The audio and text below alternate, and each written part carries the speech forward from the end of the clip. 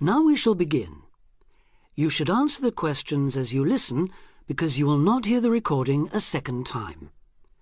Listen carefully and answer questions 1 to 6. Homestay Language Learning, Lisa McDowell here. How can I help you?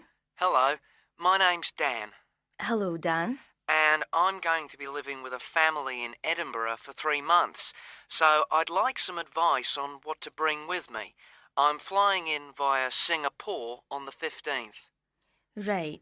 Well, perhaps most important of all are your documents. Vaccination certificate, sponsor's letter, and the certifying letter from us for immigration. Yes, I've got all those in order, I think. What I'm really wondering about are money and clothes and things for my room. Personal effects, in other words. OK, let's start with cash. You'll already have money in your bank account here, of course, but make sure when you get here you have some cash on you. Pounds, that is, not euros or dollars. How much do you suggest? I'd say 50 as an absolute minimum. OK. Now, the next thing is which clothes to bring. What do you think? Well, as I'm sure you know, it can get pretty cold here, so you will need some warm clothing. There are shops near here that sell winter clothes quite cheaply, so you really don't need to bring much. Do make sure, though, that you have at least one thick sweater and a jacket with you when you arrive here.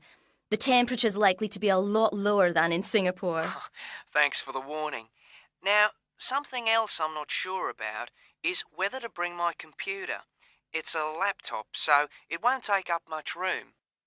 2 problems. Firstly, it might not be compatible with the electricity supply in this country. And secondly, there's a risk of it getting broken in transit. Someone travelling here had hers smashed only last month. But surely I can carry it as hand luggage. Usually, yes, but because of all the tight security right now, you may have to check it in. So my advice is to leave yours at home. OK, I think I will. Is there anything else you'd advise against bringing? Well, you won't need household or cooking things. They'll all be provided. And importing food, of course, isn't allowed by customs, though I imagine you already knew that. Well, yes. But there are 1 or 2 things I'd suggest you find room for in your suitcase. Yes? Perhaps a few of your favourite cassettes or compact discs. Of course, you might be able to find them in the shops here, but then again, you might not. That's a good idea. Anything else? Yes, some photographs of people and places that are special to you could be nice. They can really make your room feel like home. It's just a thought. I'll see if I've got a few good ones. Before you hear the rest of the conversation, you have some time to look at questions 7 to 10.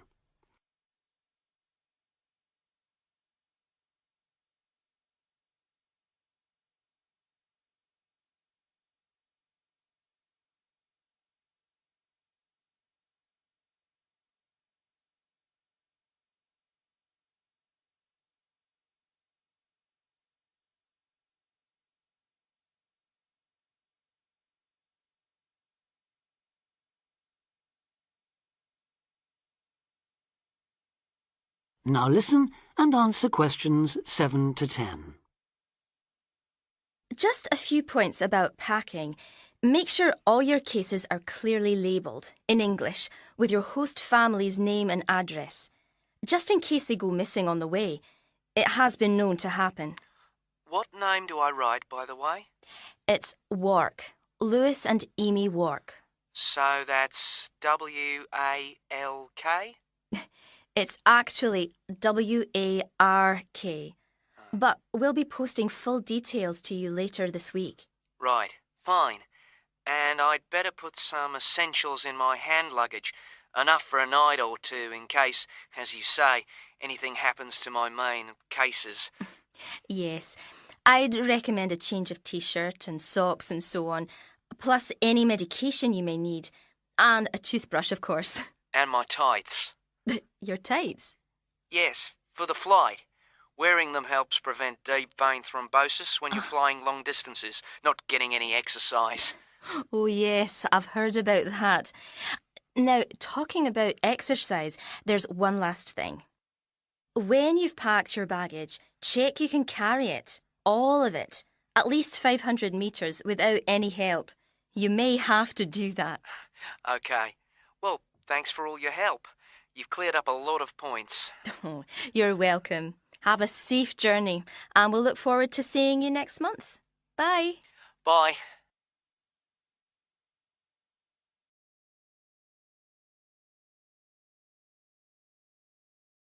That is the end of part 1. You now have half a minute to check your answers.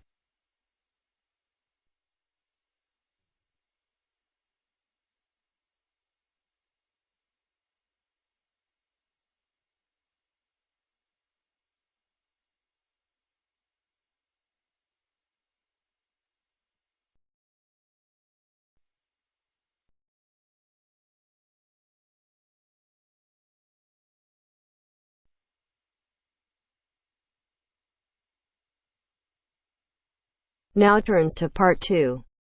Part 2. You are going to hear the director of the Leadership Council give his welcome address at a convention. First, you have some time to look at questions 11 to 15.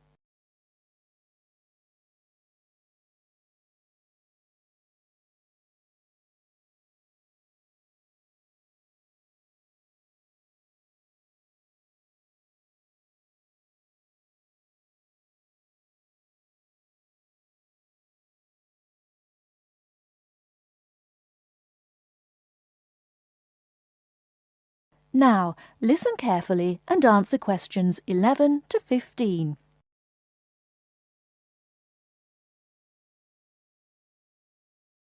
Ladies and gentlemen, can I have your attention, please? Please find your seats. Snacks will be available all day long. Thank you.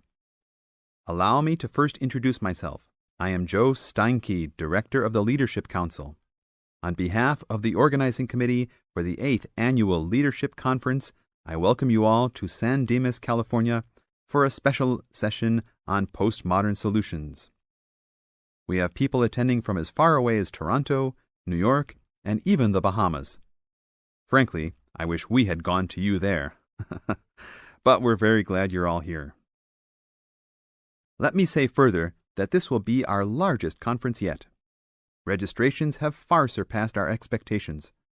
For the first 3 days, we will be hosting more than 325 participants for lectures and workshops. Another 100 will be joining us for our final 2 days and culminating session on Friday evening. We also have a larger selection of seminars than ever, a total of 32. Because we know that you all will want to attend a few special sessions, we will repeat key seminars each day. So there will actually be 38 sessions. I'm sure you will all be pleased with the content and the quality of speakers.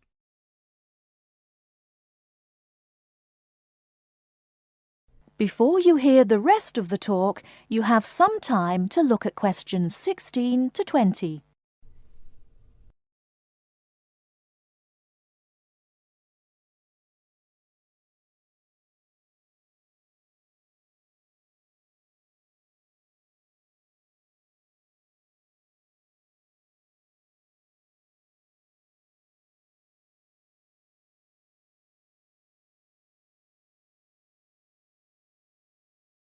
Now listen and answer questions 16 to 20.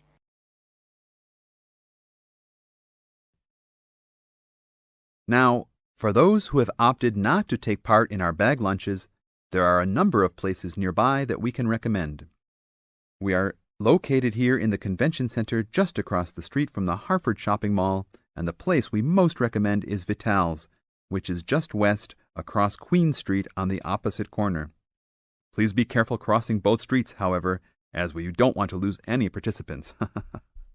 If you're not up to Vital's, you can also get some Italian food at the Olive Garden, which is further down Queen Street and east on Danning Avenue, across from the police station.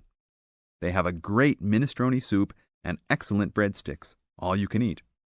On the other hand, if you want some good old American food, you can head to Fuddruckers for some big hamburgers or to the Cattle Company for some fat, juicy steak. Fuddruckers is next to the Olive Garden, but the Cattle Company is back closer to us in the opposite direction of Vital's. Just go east out of the convention center across King Street. It's on the same side as the convention center, so you just have one street to cross. Enjoy. But also, please make sure you are back for the afternoon sessions. These will always start at 1:30 p.m. That will give you an hour and a half for lunch each day. Sessions will be over each day at 5:30. Now, regarding the schedules we've printed out, there have been a couple of last-minute changes. The session titled New Leadership Strategies will no longer be held in Seminar Room 1, but in the main ballroom. This session has garnered much praise and is highly recommended to all, hence the change to a larger room. Another session has been canceled. That session was titled Leading by Serving, and it was scheduled for Daniel's room. The speaker for that session, Dr. Mark Green, had to return home for some urgent health situation. We wish the best to Dr. Green and that all is fine with his family. Finally, the session titled Using the Arts and Media has been changed to the second lounge room, Lounge 2. Please show up promptly for sessions and sit towards the front of each room so that all seats can be utilized. Also, turn off all pagers, beepers, and cell phones. Drinks and snacks will be provided outside each room, but please be careful at your tables. Enjoy the conference. That is the end of part 2. You now have half a minute to check your answers.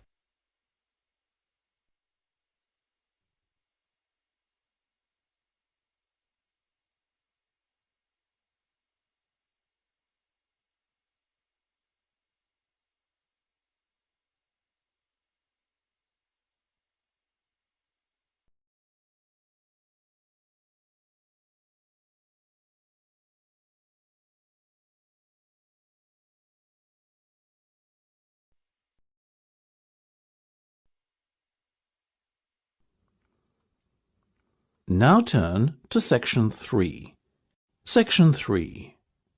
You will hear a discussion between two students and their tutor.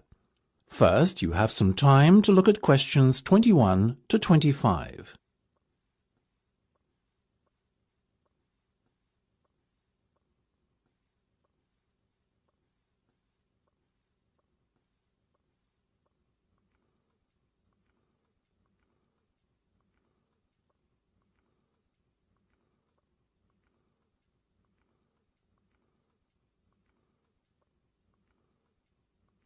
Now listen carefully and answer questions 21 to 25. Okay, guys. First off, well done. That was a very good presentation yesterday. Now I'm just going to ask you questions about it before I give you my feedback. That okay? Sure. Of course. Right. Well, in that case, tell me, Niall, why did you choose to talk about Rafael Nadal? To tell you the truth, I didn't. I think I'd better let Sheena handle this one. Sheena? Yes, it was my decision to pick Nadal. Now, that might be a strange choice for a presentation entitled Someone Who Inspired Me to Study Psychology, but... Yes, but I was going to say, it does seem rather an odd choice. Was it simply down to the fact that he's a sporting hero of yours and so a role model? You talk about him a lot, Sheena, so this much is clear. It's true.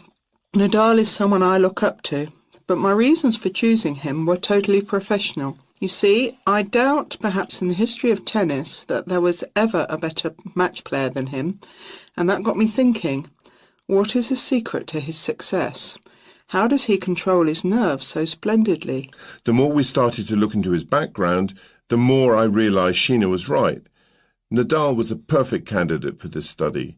He is, on so many levels, a very well-balanced character, and it was fascinating to gain an insight into the mind of this great champion over the last few weeks. I'll admit that I was at first somewhat unsure about whether or not I should back Sheena on this one, but it didn't take long for our research to put us at ease. So, while most of the students were researching Freud and other visionaries in the field of psychology and psychoanalysis, you were looking into a present-day sports star? Does that not strike you as a little odd? Of course, we knew it was a risk. After all, there was a danger that no one, least of all you, would take us seriously when we stood up on stage and started our presentation. That said, I think it is in the spirit of psychology to be inquisitive and adventurous and not just stick to the conventional. Otherwise, how would the field have come so far, as it has done already? Well, I must say, your risk certainly paid off. Yours was, without a shadow of a doubt, the most interesting and original presentation I saw. And judging by the reactions of the other students, I would have to say that everyone else was equally impressed. Thank you. I'm so glad you think so. Yes, but notwithstanding your excellent presentation content, we must remember that the marks for this project are awarded based on a number of criteria, and we'll examine those in a few minutes. But first, another question. Where did you find your sources? Well, and I don't quite know how we managed it, but we were able to secure a face-to-face interview with Nadal while he was over here for the Wimbledon Tennis Championship, so we weren't reliant on newspaper articles and interviews or any other forms of secondary sources. We did, however, find the library's sports archive an invaluable backup aid to help us fill in the gaps and piece together our interpretation of what makes Nadal such a mentally strong champion. Before you hear the rest of the discussion, you have some time to look at questions 26 to 30.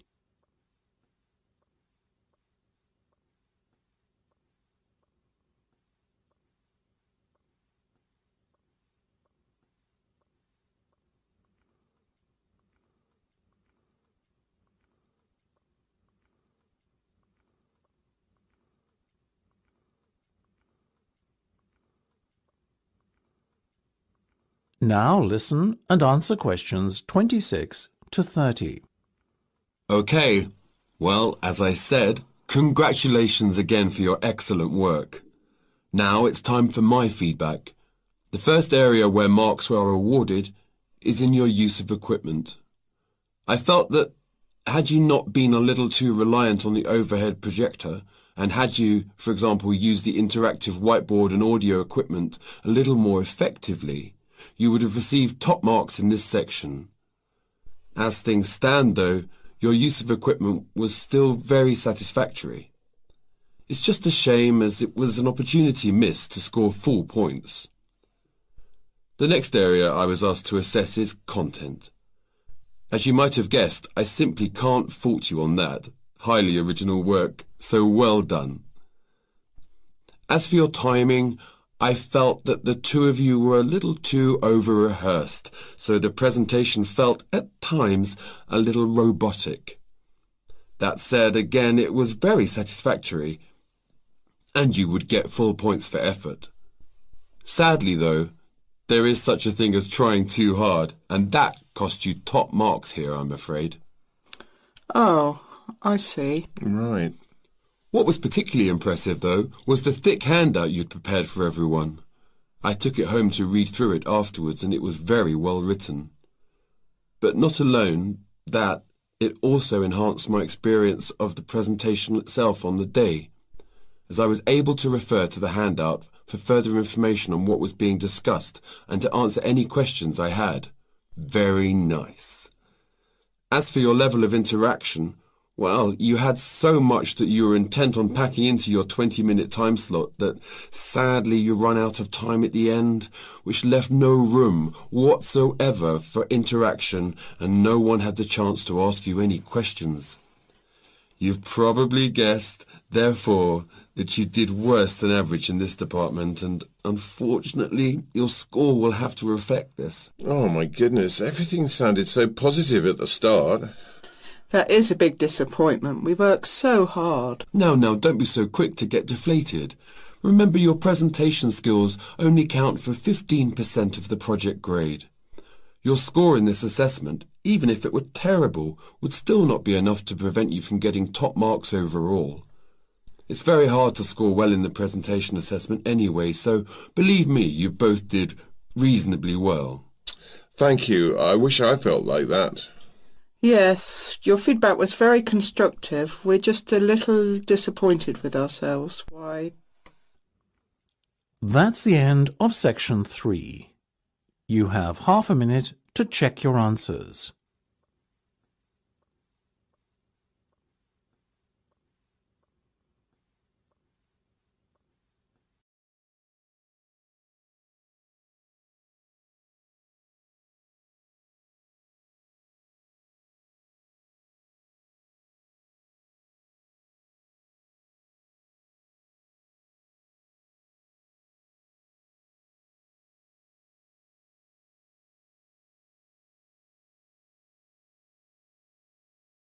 Now turns to Part 4. Part 4. You'll hear a teacher talking about several British art galleries. First, you have some time to look at questions 31 to 33.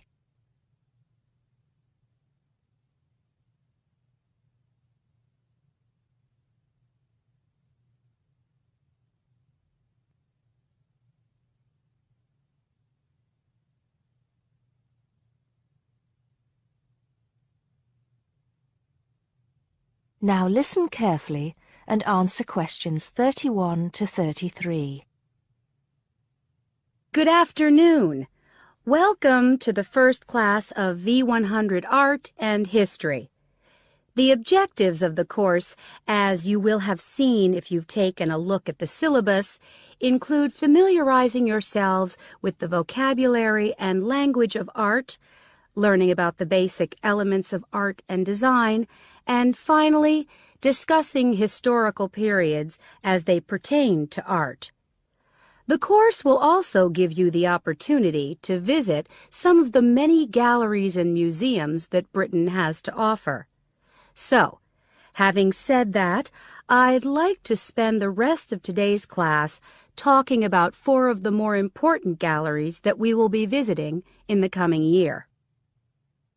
As most of you already know, or at least I hope most of you know, there are 4 Tate galleries in all. To begin, I'd like to tell you a little bit about the Tate Modern. Tate Modern is located in a very busy part of London called the South Bank.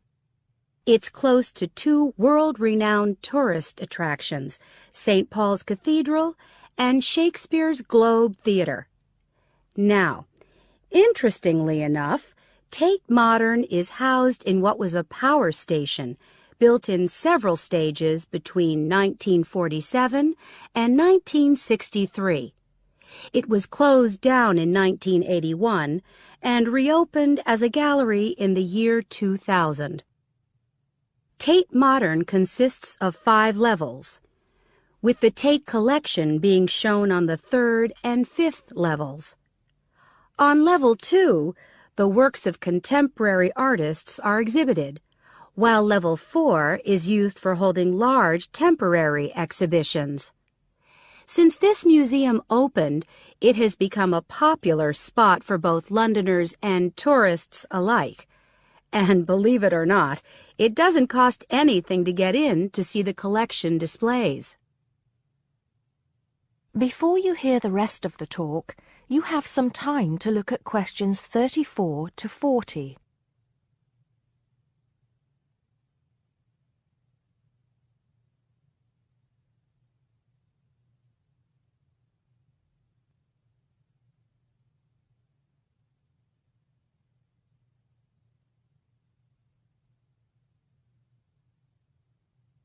Now listen and answer questions 34 to 40. Now, the second gallery I'd like to talk about is Tate St. Ives, which is in Cornwall.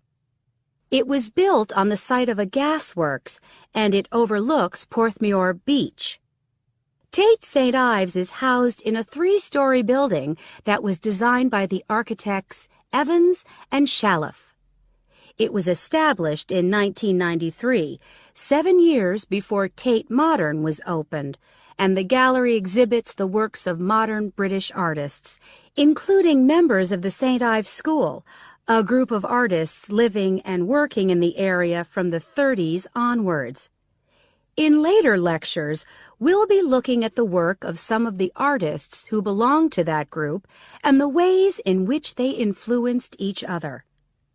Okay, am I going too fast for any of you? No?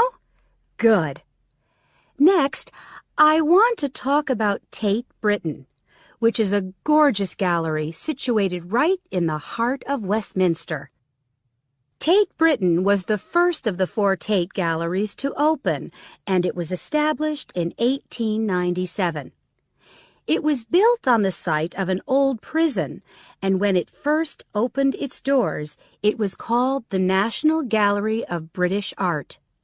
Later, it became known as the Tate Gallery, after the man who founded it, Sir Henry Tate. During its lifetime, Tate Britain has been damaged twice, once by floodwaters from the River Thames, and once by bombings during World War II. This gallery has an interesting range of exhibitions of historic and modern art from 1500 up to the present day. Now, the last gallery I'd like to tell you about is called Tate Liverpool. It's not hard to figure out where this gallery is located, is it? It was opened in 1988 to exhibit displays from the Tate collection, and it also has a program of temporary exhibitions. Tate Liverpool is housed in what was once a warehouse, and for some years it was one of the biggest galleries of modern and contemporary art in the UK. Well, that's a brief overview of just a few of the galleries we'll be visiting. I'd like now to look in a little more detail at what you can expect to see in each of these galleries, starting with Tate Britain. That is the end of part 4.